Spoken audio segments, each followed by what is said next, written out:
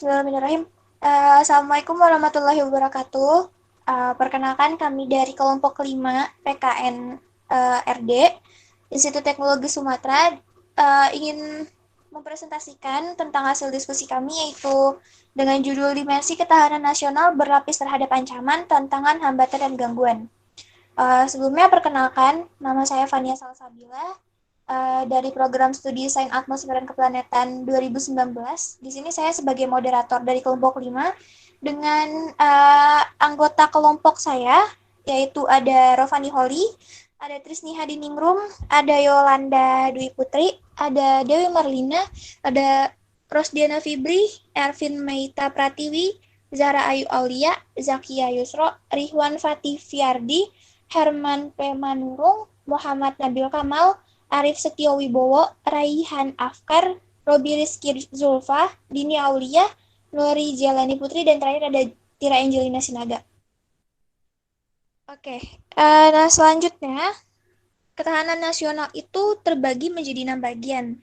Yang pertama ada ATHG. ATHG itu ada ATHG itu ancaman, tantangan, hambatan, dan gangguan. Nah, itu berlapis terhadap ancaman, tantangan, hambatan, dan gangguan. Terus yang kedua ada ketahanan diri, yang ketiga ada ketahanan keluarga, yang keempat ada ketahanan wilayah, yang kelima ada ketahanan regional, yang keenam ada ketahanan nasional. Oke, di slide selanjutnya yaitu kita akan membahas tentang ancaman, tantangan, hambatan, dan gangguan. Untuk di slide kelima, yaitu ada pengertian dari ancaman, tantangan, dan gangguan itu sendiri akan dijelaskan oleh Raihan Afkar. Rihwan, sorry maaf. Dijelaskan oleh Rihwan Fatih Fiardi. Kepada Rihwan, waktu dan tempatnya dipersilakan. Oke. Untuk pengertian ancaman sendiri adalah suatu hal atau upaya yang bersifat atau bertujuan mengubah dan merombak kebijaksanaan yang dilandaskan secara konsepsional. Dan pengertian tantangan adalah suatu hal atau upaya yang bersifat atau bertujuan menggugah kemampuan. Ataupun pengertian gangguan adalah hambatan yang berasal dari luar. Oke, di slide selanjutnya, oke, ada pengertian tentang ancaman. Ada Herman akan menjelaskan slides-nya. Waktu dan tempat dipersilakan. Berikut ini ancaman-ancaman yang mungkin akan dihadapi oleh bangsa Indonesia. Yang pertama ada konflik etnis, agama, dan ras. Yang kedua ada ancaman separatisme, militer, dan diplomasi. Yang ketiga ada ancaman provokasi informasi, info defense.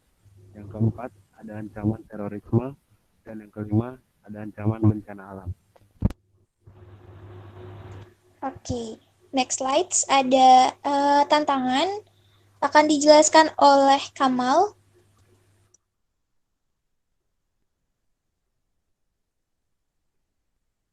Oke, di sini saya akan menjelaskan tantangan. Dalam bidang politik, terdapat ancaman berupa pemerintahan yang tidak aspiratif dan responsif atau bisa dikatakan diktator. Pemerintahan yang tidak mau mendengarkan aspirasi rakyat. Dalam bidang ekonomi, kemiskinan menjadi ancaman utama bagi ketahanan nasional. Sebuah fakta yang harus disadari adalah masih banyak penduduk Indonesia yang hidup di bawah garis kemiskinan. Ancaman terbesar ketahanan nasional bidang sosial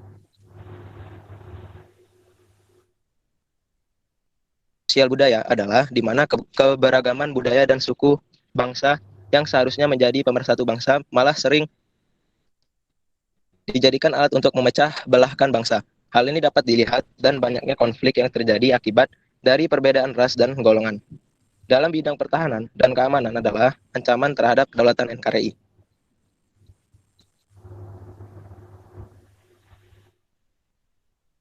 Oke, next slides ada gangguan akan dijelaskan oleh Nori.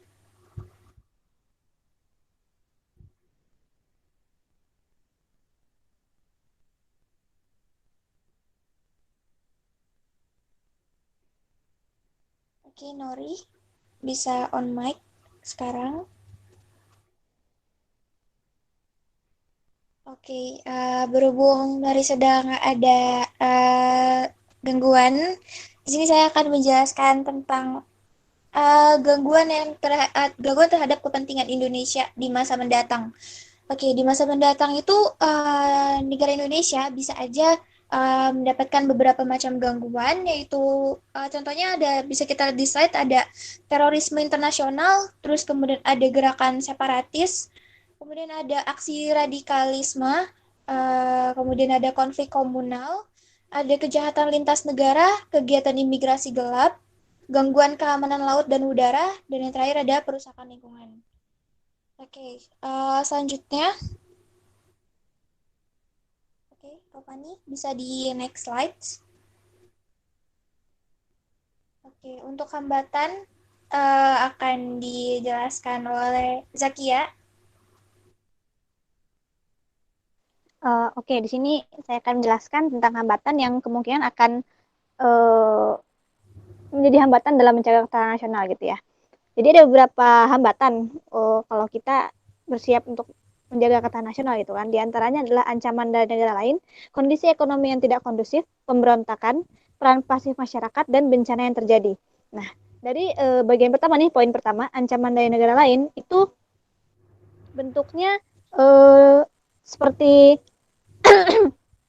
uh, ancaman dari negara lain gitu kan, kayak ancaman perang atau ancaman penjajahan. Tapi untuk di era modern seperti ini, bentuk penjajahan dari negara lain itu tidak secara langsung seperti yang kita lakuin zaman dulu gitu kan, kayak waktu Belanda atau zaman Jepang gitu. Di era modern sekarang ini, bentuk ancaman dari negara lain merupakan bentuk penjajahan seperti manuver politik ekonomi yang dilakukan oleh sebuah negara dalam berbagai contoh ancaman politik. Kemudian di poin kedua yaitu kondisi ekonomi yang tidak kondusif.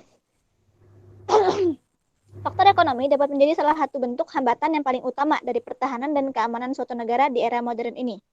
Setiap negara yang memiliki kondisi ekonomi kondusif tentu dapat mengatasi segala permasalahan pertahanan dan keamanan dengan mudah. Karena kondisi ekonomi yang tidak kondusif menjadi suatu hal yang mengancam stabilitas suatu negara. Kemudian poin yang ketiga yaitu pemberontakan. Pemberontakan yang terjadi di dalam sebuah negara merupakan bentuk hambatan yang sangat berbahaya bagi pertahanan dan keamanan negara tersebut. Pemberontakan dapat terjadi akibat berbagai hal, di mana muncul ketidakpuasan dan ketidakpercayaan kelompok tertentu terhadap pemerintahan negara yang sah. Kemudian peran keempat itu ada peran pasif masyarakat, di mana masyarakat ini berperan tidak aktif ke negara gitu kan. Mereka tidak memberikan aspirasi untuk membangun negeri. Mereka berperan pasif. Kemudian poin yang terakhir yaitu bencana yang terjadi yang dapat menjadi hambatan dalam menjaga ketahanan nasional, karena bencana yang tadi seperti bencana alam, entah itu bencana alam atau bencana yang terjadi karena kesalahan manusia, tentu akan memberikan kerugian entah material ataupun hal yang lain ataupun korban nyawa. Misalnya, tentu hal itu bisa menjadi hambatan dalam menjaga ketahanan nasional. Terima kasih.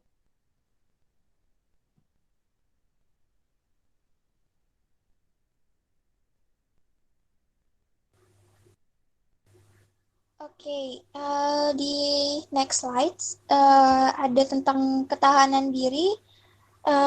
Itu akan dijelaskan oleh Tira.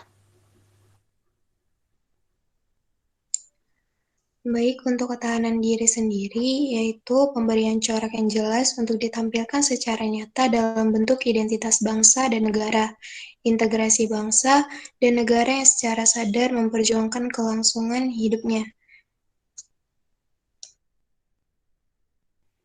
Oke, sekarang kita masuk ke bagian ketahanan keluarga. Di slide ini akan dijelaskan oleh Dewi. Bisa langsung on mic. Ketahanan keluarga yaitu pembangunan keluarga menjadi salah satu isu pembangunan nasional dengan penekanan pada pentingnya penguatan ketahanan keluarga.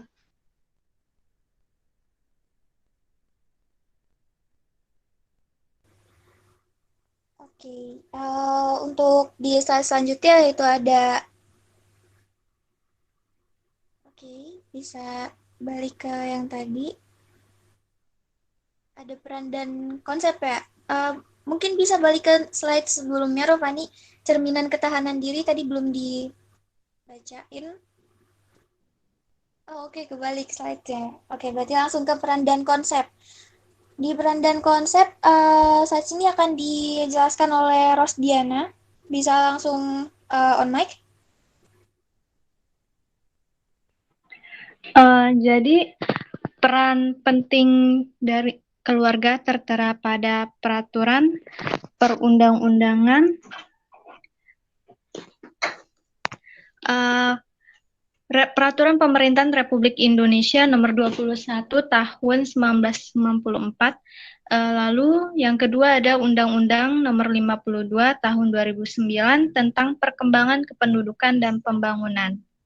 Lalu untuk konsep ketahanan keluarga sendiri, yakni ada sikap saling melayani sebagai tanda kemuliaan, keakraban antara suami istri menuju kualitas perkawinan yang baik.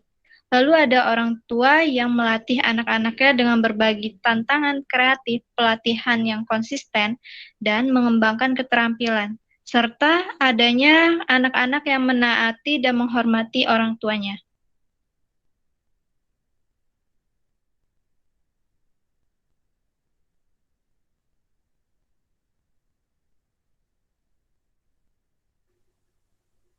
Oke, kita masuk ke slide selanjutnya tentang ketahanan wilayah.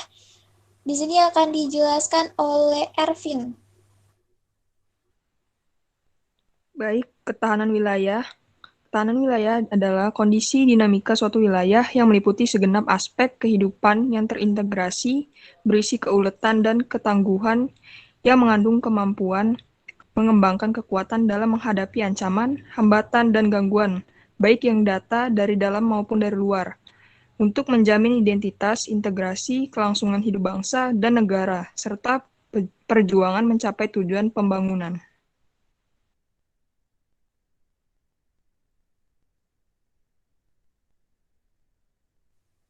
Oke, sekarang kita masuk ke slide selanjutnya, yaitu tentang Trigatra dan Indeks Ketahanan Wilayah. Nah, di sini akan dijelaskan oleh Zahra Ayu Aulia. Bisa langsung on mic. Trigatra dan Indeks Ketahanan Wilayah. Ketahanan wilayah dipengaruhi oleh Trigatra, yaitu pertama, posisi lokasi geografis suatu negara, yang kedua, keadaan dan kekayaan alam, yang ketiga, keadaan dan kemampuan penduduk. Selain itu, ada Indeks Ketahanan Wilayah. Yang pertama, bidang geografi, di mana dalam sektor morfologi, posisi geografi, dan infrastruktur. Yang kedua, bidang sumber daya alam, dalam aspek flora, fauna, sumber daya ikan, pertambangan, dan energi. Sarana dan prasarana sosial budaya, pendidikan, kesehatan dan kebudayaan. Bidang demografi, yaitu tenaga kerjaan dan kependudukan. Ideologi, berisikan filosofi dan pembudayaan Pancasila. Ada ekonomi, di mana dalamnya ada pertanian, industri, pendapatan daerah. Yang selanjutnya ada pertahanan dan keamanan, di mana komponennya itu ada komponen ketahanan negara, hukum dan kelembagaan. Posisi lokasi geografis suatu negara sangat menentukan peran negara tersebut dalam penentuan luas lintas dunia, sehingga akan menghadapi bentuk-bentuk ancaman yang berbeda. Pengaruh letak geografi terhadap politik melahirkan geopolitik, geostrategis, sehingga dikenal dengan wawasan nasional suatu bangsa yang tumbuh karena pengaruh tersebut. Kedua, keadaan dan kekayaan alam, asalnya segala sumber dan potensi alam yang didapatkan di bumi, lautan, udara yang berada di wilayah suatu negara. Kekayaan alam digolongkan dalam flora, fauna, tambang. Sifat kekayaan alam dipengaruhi dan tidak dapat diperbarui, dan keberadaan kekayaan alam seperti di atmosfer, di permukaan bumi, dan di dalam bumi. Selanjutnya, masalah yang terkait dengan kemampuan penduduk, yaitu jumlah penduduk yang berada dalam fertilisasi, mortalisasi, dan migrasi. Kedua, komposisi penduduk adalah susunan penduduk menurut umur dan jenis kelamin. Tiga, persebaran penduduk yang mempengaruhi terhadap penyediaan tenaga untuk mengolah kekayaan alam dan pengaruh terhadap persoalan yang mampu mengolah hankam.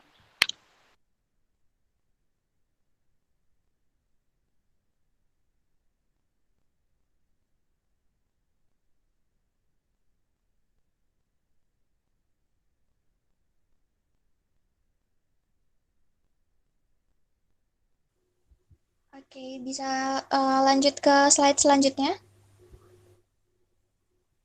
Oke, sekarang kita masuk ke ketahanan regional ya. Untuk di ketahanan regional akan dijelaskan oleh Kia. Oke, Kia, bisa langsung on mic?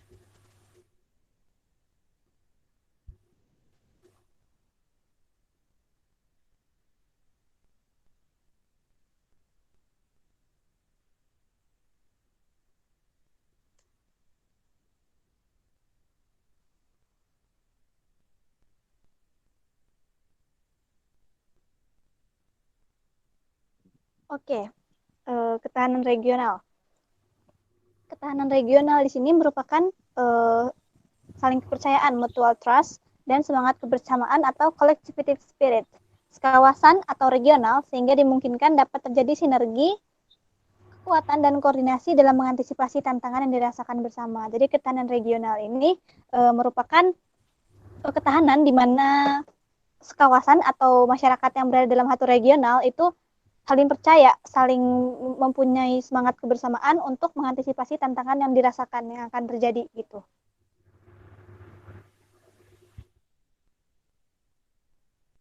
Oke, slide selanjutnya, apa nih?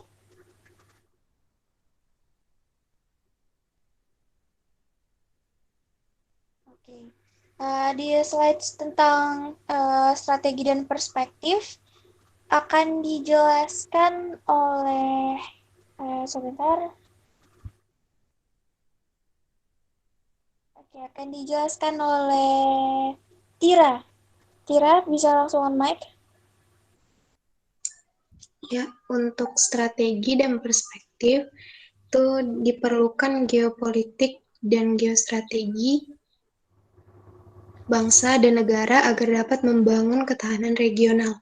Ketahanan regional itulah yang selanjutnya akan mendukung tetap terpeliharaannya stabilitas kawasan yang bersumber dari ketahanan nasional. Ada dua perspektif dalam konsep ketahanan regional. Yang pertama realis, yaitu sistem internasional yang anarkis yang lebih menggunakan pendekatan pada masalah kekuasaan dan keamanan. Yang kedua ada liberal, yaitu hubungan-hubungan antar negara dengan baik, yang meliputi kesepakatan dalam mempertahankan sistem internasional yang telah ada. Pembukaan Undang-Undang Dasar 1945 alinea keempat menjelaskan bangsa dan negara Indonesia ikut serta dalam melaksanakan ketertiban dunia yang berdasarkan pribadi dan keadilan sosial. Untuk itu diperlukan geopolitik dan geostrategi agar terjadi hubungan antar bangsa dalam membangun ketahanan regional. Kekuatan regional membentuk polaritas suatu wilayah regional. Biasanya, kekuatan regional memiliki kemampuan yang penting di kawasan tersebut, namun tidak memiliki kemampuan pada skala global. Oke, di slide selanjutnya, Robani.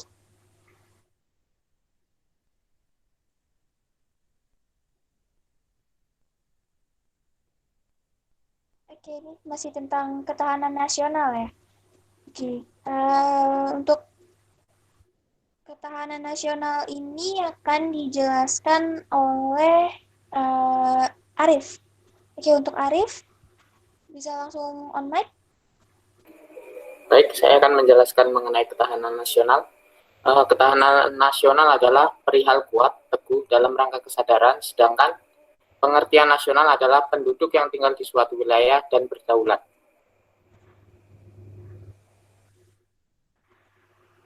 Oke, untuk slide selanjutnya ada tujuan dan dimensi akan dijelaskan oleh Raihan.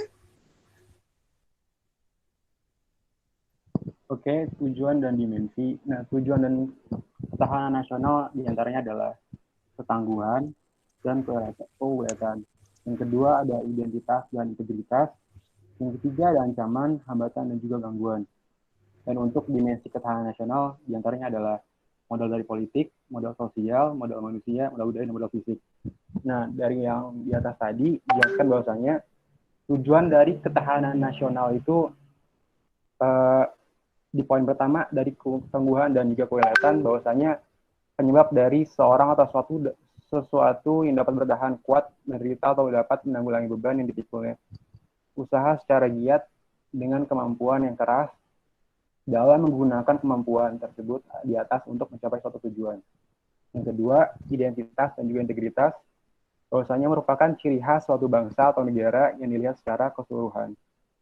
Kesatuan menyeluruh dalam kehidupan nasional, suatu bangsa baik unsur sosial maupun alamiah yang bersifat potensial maupun fungsional. Yang ketiga, dari ancaman, hambatan dan gangguan, bahwasanya itu adalah suatu hal atau usaha yang bersifat mengubah atau merombak kebijaksanaan dan usaha. Hal ini dilakukan secara konseptual, kriminal, dan politis. Atau usaha yang berasal dari luar dan dari diri sendiri yang bersifat dan bertujuan melemahkan atau menghalangi secara tidak konsepsional. Untuk modalnya sendiri, yang pertama ada modal politik. Modal politik merupakan suatu peran pemerintah dalam mengelola sumber daya dan sumber dayanya transformatif yang ada dalam masyarakat. Yang kedua, ada sosial. Kepercayaan antar warga yang perlu dibina dan ditingkatkan. Yang ketiga, ada modal manusia, yang dimana hal ini memiliki peran yang besar karena hal ini menunjuk pada kemampuan seseorang melalui pendidikan, pelatihan, dan pengalaman, dan berbagai bentuk pengetahuan maupun keterampilannya. Yang keempat, ada modal budaya. Modal budaya memiliki peran dalam hal untuk menjaga identitas dari suatu negara. Dan yang kelima itu adalah modal fisik, yang dimana hal tersebut merupakan suatu proses produksi barang atau jasa yang dimungkinkan orang memperoleh keuntungan atau pendapatan di masa yang akan datang dari hal tersebut. Terima kasih.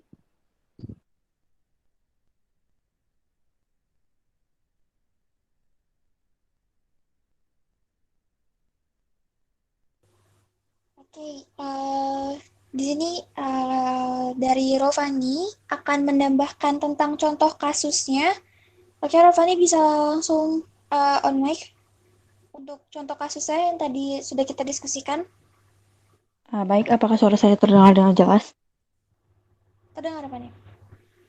Oke, untuk contoh kasusnya itu ATGH, ancaman adalah suatu hal yang atau usaha yang bersifat mengubah atau merombak kebijaksanaan yang dilakukan secara konsepsional, kriminal, serta politik.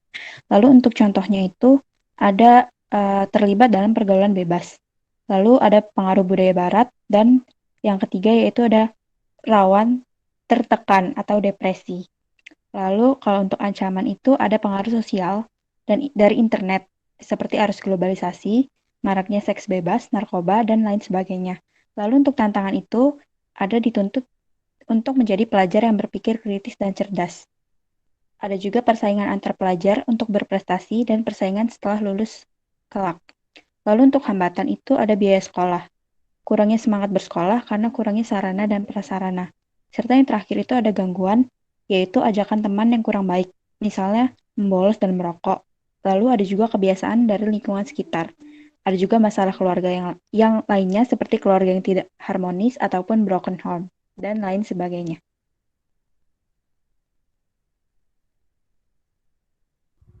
Oke, mungkin cukup sekian presentasi hasil diskusi dari kelompok kami. Mohon maaf kalau ada kesalahan, ada salah kata dan lain-lainnya. Kami akhiri. Wassalamualaikum warahmatullahi wabarakatuh.